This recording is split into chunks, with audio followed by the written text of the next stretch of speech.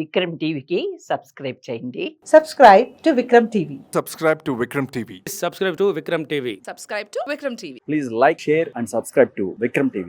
కానీ మీరు కూడా కొంచెం మంచి సినిమాలు తీసిన తర్వాత ఈ ఐస్ క్రీమ్ రామ్ గోపాల్ వర్మ గారితో మాయలో పడ్డట్టా లేకుంటే మీకు ఇంట్రెస్ట్ కొద్ది పోయారా సార్? అంటే ప్రతి టెక్నీషియన్ కండి, ప్రతి కెమెరామెన్ కి, ప్రతి ఆర్టిస్ట్ కి, ప్రతి మ్యూజిక్ డైరెక్టర్ కి ఒక టాప్ డైరెక్టర్ ఇండియాలోనే ఒక శివ అనే సినిమాని తీసి అంతమందిని మెప్పించిన డైరెక్టర్ ఫస్ట్ సినిమాతోనే. ఆ తర్వాత ఏ డైరెక్టర్ లేడు చెప్పండి. బాంబేకి వెళ్ళి కూర్చొని అతను సత్య కానివ్వండి, సర్కార్ కానివ్వండి, రంగీలా కానీ అలాంటి సూపర్ హిట్ సినిమాలు చేశారు ఆయన అమితాబ్ బచ్చన్ తో, పెద్ద పెద్ద స్టార్స్ తో. అలాంటి ఒక డైరెక్టర్ తో మనం పనిచేయాలని మనకు ఆశ ఉంటుంది. సో ఆశతోనే అందరూ పనిచేస్తారు. ఆ ఆశ ఏమవుద్ది అంటే అండి, ఇంకా అలాంటి డైరెక్టర్ అలాంటి వేలో వెళ్తా ఉంటే బాగుంటుంది. సో ఆయన ట్రాక్ తప్పేసి చిన్న సినిమాలకు వచ్చేసారు ఆయన. సో అదే నేను చేసిన first picture ice cream. But ice cream వరకు బాగానే ఉంది. ఐస్ క్రీమ్ కి మంచి పేరు వచ్చింది. అంటే ఐస్ క్రీమ్ అనేది ఫస్ట్ నుంచి చెప్తా ఉన్నాము, అది 6 days లో చేసిన సినిమా, 6 రోజుల్లో చేసిన సినిమా. 6 రోజుల్లో సినిమా తీయడం అనేది చాలా గ్రేట్ థింగ్. అది కాకుండా అప్పటి వరకు వెళ్తున్న కెమెరాస్ సెటప్ అంతా వేరు కదా. మేము ఫస్ట్ టైం చిన్న DSLR తో సినిమా తీసాము. ఎక్కడ లైట్స్ లేకుండా, జనరేటర్ లేకుండా, క్రేన్లు ట్రాలీలు లేకుండా చేసిన సినిమా అది. ఆ సినిమాకి చాలా మంచి పేరు రాకే వచ్చింది. ఫస్ట్ టైం ఇప్పుడు గింబల్స్ వాడుతున్నారు. ఫస్ట్ టైం గింబల్ నేను వాడింది నేనే.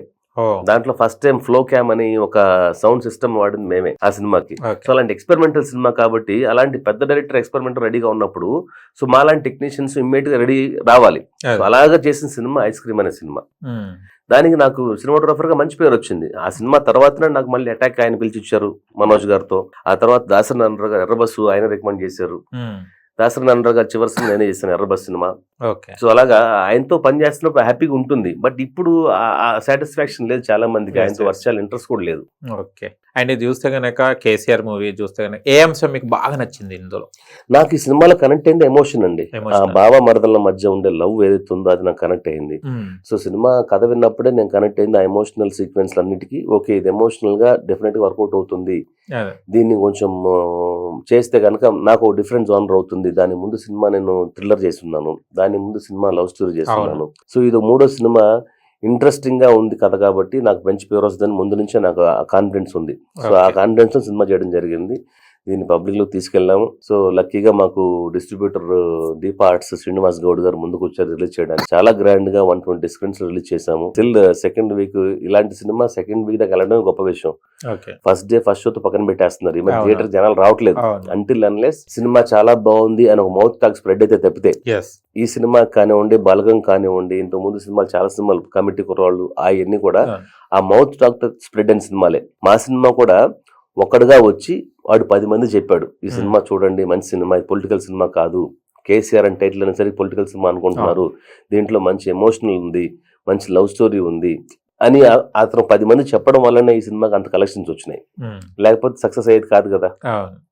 చాలా హార్డ్ వర్క్ చేసినట్టున్నారు. అవునండి, అంటే మనం చెప్పకూడదు హార్డ్ వర్క్. ఎందుకంటే ప్రతి సినిమాకి ప్రతి టెక్నీషియన్ పడే కష్టం మేము పడ్డాం. కాకపోతే కేసీఆర్ అని టైటిల్ పెట్టడం వల్ల మా సినిమా రిలీజ్ కొంచెం ప్రాబ్లం అయింది, అంతే, వేరేం లేదు. కానీ ఆర్టిస్టులు కూడా కొంచెం నోన్ ఫేసెస్ కాదు, నార్మల్ వాళ్ళని తీసుకోవడం జరిగింది. కానీ వాళ్ళు ఇచ్చిన క్యారెక్టర్ వాళ్ళు బాగా మంచిగా అంటే ఈ కైండ్ ఆఫ్ సినిమా కండి. సో టూ మచ్ ఎస్టాబ్లిష్ వాళ్ళు ఉంటే ఏమవుతుందంటే ఎక్స్పెక్టేషన్స్ పెరుగుతాయి. సో అలాంటిది ఉండకూడదనే అభిప్రాయం. ఇప్పుడు హీరో రాకేష్ ఉన్నారు, క్యారెక్టర్ అంటే ఒప్పుకోవడం మళ్ళీ అతను. సో రాకేష్ ఆ క్యారెక్టర్ లోకి వెళ్ళిపోయాడు అతను. ఎక్కడ చూడండి మీరు, అతను చాలా బ్రహ్మాండంగా పెర్ఫార్మ్ చేశాడు. సీన్ ఫస్ట్ సీన్ నుంచి లాస్ట్ సీన్ వరకు కూడా. అలాగే రాకేష్ చిన్నప్పుడు క్యారెక్టర్ చేసి ఎవరైతే కుర్రాడు ఉన్నాడో రోషన్, ఇంతకుముందు 90s అని చెప్పేసి చేశారు ఈటీవీది, రోహన్ చాలా మంచి పెర్ఫార్మ్ చేశాడు అతను. ఫస్ట్ స్టార్టింగ్ లోనే అతను తెలంగాణలో ప్రాబ్లమ్స్ చూపించినప్పుడు అతను చేసిన పెర్ఫార్మెన్స్ కానివ్వండి, ఫస్ట్ టైం కేసీఆర్ గారు సభకి వెళ్ళినప్పుడు నీ పేరేంటని అడుగుతాడు కూడా వచ్చి, మేరా నామ్ కేసీఆర్ అని చెప్పేసి అంటే దాంట్లో విజిల్స్ క్లాప్స్ అడిగి. సో చాలా బాగా చేశాడు. అలాగే మరదల్ క్యారెక్టర్ చిన్నప్పుడు చేసిన అమ్మాయి ఋత్విక, చాలా బ్రహ్మాండమైన ఆర్టిస్ట్. ఆ అమ్మాయి కూడా చాలా మంచి లైఫ్ ఉంటుంది. అలాగే హీరోయిన్ అనన్య కృష్ణన్, సత్యకృష్ణ గారి డాటరు. సో పక్క ఆవిడ చూస్తే బంజారా అమ్మాయి లాగే చాలా న్యాచురల్ గా అమ్మాయిగా విలేజ్ లుక్ లో చేసింది. అమ్మాయికి చాలా మంచి పేరు వచ్చింది. చాలా మంది నాకు ఫోన్ చేశారు ఎవరి అమ్మాయి అని చెప్పేసి. సో ఆ అమ్మాయికి డెఫినెట్ మంచి ఫ్యూచర్ ఉంటుంది. అలాగే మదర్ క్యారెక్టర్ చేసిన కీర్తిలత గారు కానివ్వండి, అవును. ఫాదర్ లోహిత్ గారు కానివ్వండి, వాళ్ళందరూ ఏంటంటే సార్ అండర్ రేటెడ్ యాక్టర్స్ అని చెప్పొచ్చు. Yes, yes. వాళ్ళకి ఒక మంచి అవకాశం వస్తే కనుక ప్రూవ్ చేసుకుంటారు. అలాగే ఈ Yes. సినిమాలో లోహిత్ గారు చాలా బ్రహ్మాండం చేశారు. ఉమ్. అందరూ ఫాదర్ క్యారెక్టర్ గురించి మాట్లాడారు, మదర్ క్యారెక్టర్ గురించి మాట్లాడారు. Specially mime Madhu, heroine father అవును. అంటే మామయ్య క్యారెక్టర్ చేసిన మైమ్ మధు గారు, ఆయన బ్రహ్మాండం యాక్టర్. ఆయన Yes.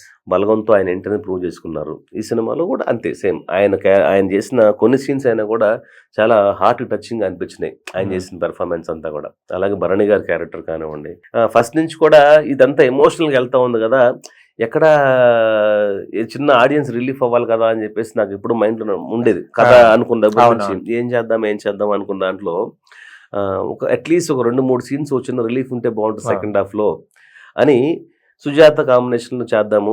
ప్రియదర్శి సుజాత కాంబినేషన్ లో మనకి అవును, సేవ్ ద బాగుంది. టైగర్స్ అంత వర్కౌట్ అయింది. మళ్ళీ ప్రియదర్శి సుజాత చేద్దాం అనుకున్నాం. కాకపోతే ప్రియదర్శి గారు చాలా బిజీగా ఉండటం వల్ల ఆయన డేట్ సెట్ అవ్వలేదు. ఓకే. సో నెక్స్ట్ ఆప్షన్ గా అనుకున్నప్పుడు రమేష్ గారు అయితే బాగుంటుంది. అవును. సో తాని తాగుబోతు రమేష్ గారు సుజాత కాంబినేషన్ లో చేస్తున్నప్పుడు ఎప్పుడు తమ్ముడు రాకేష్ ఒప్పుకోలేదు. ఆ, వద్దనే అంటాడు.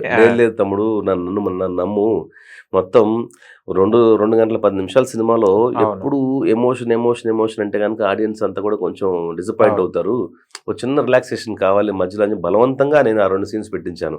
ఆ, సో ఆడిటోరియంలో సుజాత రమేష్ గారి కాంబినేషన్ వచ్చినప్పుడు ఫస్ట్ సీన్ నుంచి ఆ 2వ సీన్ అయ్యేంత వరకు కూడా చూస్తే విజిల్స్ క్లాప్స్ అండి. ఉమ్. వాళ్ళిద్దరు కాంబినేషన్ అలా సెట్ అయింది సినిమాలో Yes, కూడా. yes. ఆవిడ యాస కానివ్వండి, అవును. ఆవిడ మాట్లాడే బూతులు ఇవన్నీ కూడా అందరూ బాగా కనెక్ట్ అయ్యారు. నార్మల్ గా జరిగే సీన్స్ లాగా ఉన్నాయి. అవును. ఓకే.